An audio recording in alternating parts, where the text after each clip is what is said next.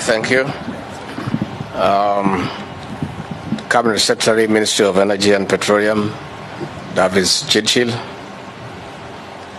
the Principal Secretary for Petroleum, Governor of Mombasa, Sharif Nassir Jr., the Presidential Council of Economic Advisors led by Dr. David D., Trade Development Bank, other participating banks represented, Chairman of the Kenya Ports Authority and the Board of Directors, the KPA Managing Director, Captain William Ruto, political leaders, members of the Fourth Estate, ladies and gentlemen. Today, we receive our maiden petroleum imports at a government-to-government arrangement. It is an important milestone for our country and our economy. The petroleum regulations, the Petroleum Importation Regulations 2023 provides that the importation of super petrol, diesel, and Jet A1 into the country shall be undertaken either through the Open Tender System, OTS, or a government-to-government arrangement.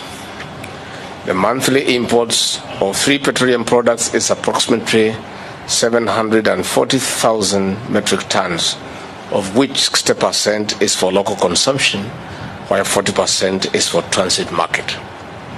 The petroleum imports are paid for in US dollars, which has of late strained the country's foreign exchange reserves.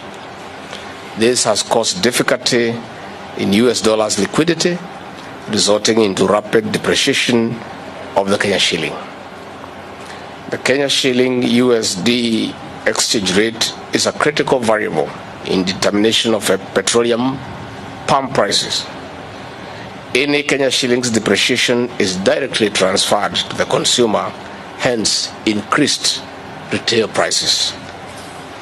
Ladies and gentlemen, in an effort to ease the aforementioned pressure, the government has therefore entered into a memorandum of understanding with prospective governments and signed master framework agreements with respective petroleum trading entities for the supply of petroleum products on a 270 days term on an extended credit period of 180 days.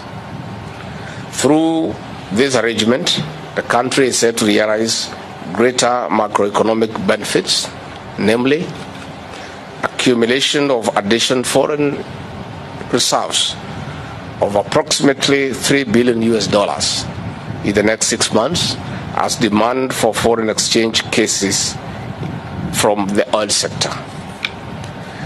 2, sustained build-up of foreign exchange reserves arising from the deferred payments for fuel imports for 6 months, which will significantly improve the country's foreign reserve levels. 3, reduction in speculative tendencies in the foreign exchange market, which has in the past exacerbated exchange rate volatility and caused sharp depreciation of the Kenya shilling.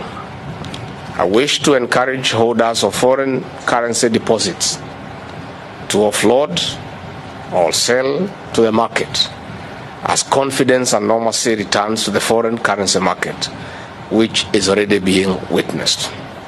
4, exchange rate stability, which will support economic recovery and slow growth of public debt to GDP over the medium term, while supporting efforts towards fiscal consolidation and ultimately economic growth. 5, floating exchange rate regime supported by higher levels of foreign reserves, which will act as an effective shock absorber to external economic shocks that will further reinforce investor confidence, sovereign credit rating for Kenya, and lower yields for the Eurobonds.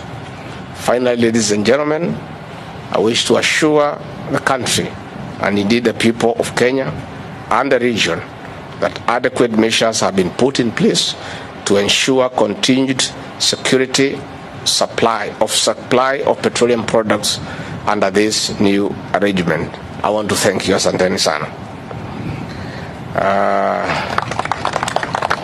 Let me just add one thing.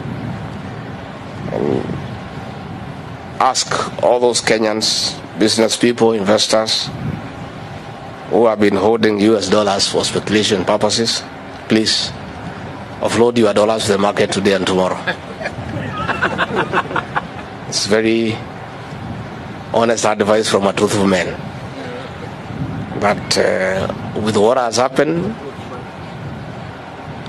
freeing 500 million US dollars to purchase fuel every month, the demand for the dollar will come down and the shilling will gain, and we don't want Kenyans to lose money. So those who have been holding dollars everywhere, hoping that it will continue going up, it will go down, starting today, tomorrow, the day after. So you have a few dollars that you are still holding, please let them go to the market, and you'll come to thank me for it after a week or two. Finally, I want to say that Professor D and your team, you have done a good job. And I want to assure the people of Kenya that this is just the beginning of restoring our economy. And this is a clear testimony that there are men and women who are not sleeping, trying to get our economy back on track. I want to say that things have not been very good, but as the English say, the darkest hour is just before dawn. There are serious signs that we are on a great path of economic recovery, and I want to assure the people of Kenya that things will be good. I want them to know that the president and his team are doing everything possible to bring back our economy to where it was. And this is one of the strategies that shortly will begin to bear fruits and send the right message to the markets. More interventions are in place, and they will be unveiled as we proceed. Finally, I want to thank the chairman and the new board of directors for KPA and the new managing director, Captain Ruto, for the interventions that you have made in this port to create efficiency.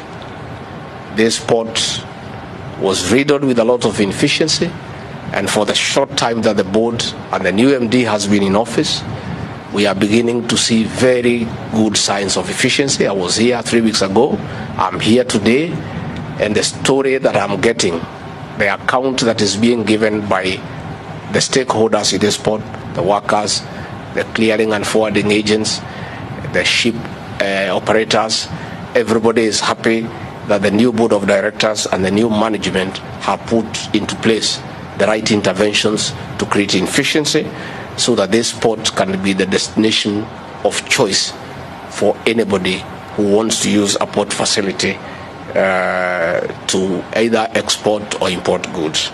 So with those very many remarks, I want to say asanteni sana, na watu ya magazeti kama muko na dollars kidogo pia na nyinyi muachilie. Najua nyinyi ni marafiki wetu na hatutaki muumie. And for the record, this is a way to bring down the cost of fuel. That strategy of fuel subsidy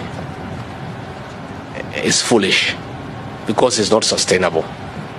And we want to dismiss with contempt those who are calling us and telling us to reinstate subsidizing consumption.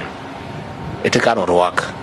The government will subsidize production because it's sustainable.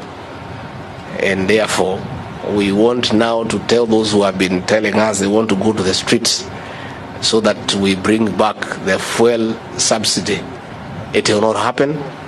This is a practical way of dealing with the high cost of fuel and other products in the country. I want to thank you. Asanteni sana.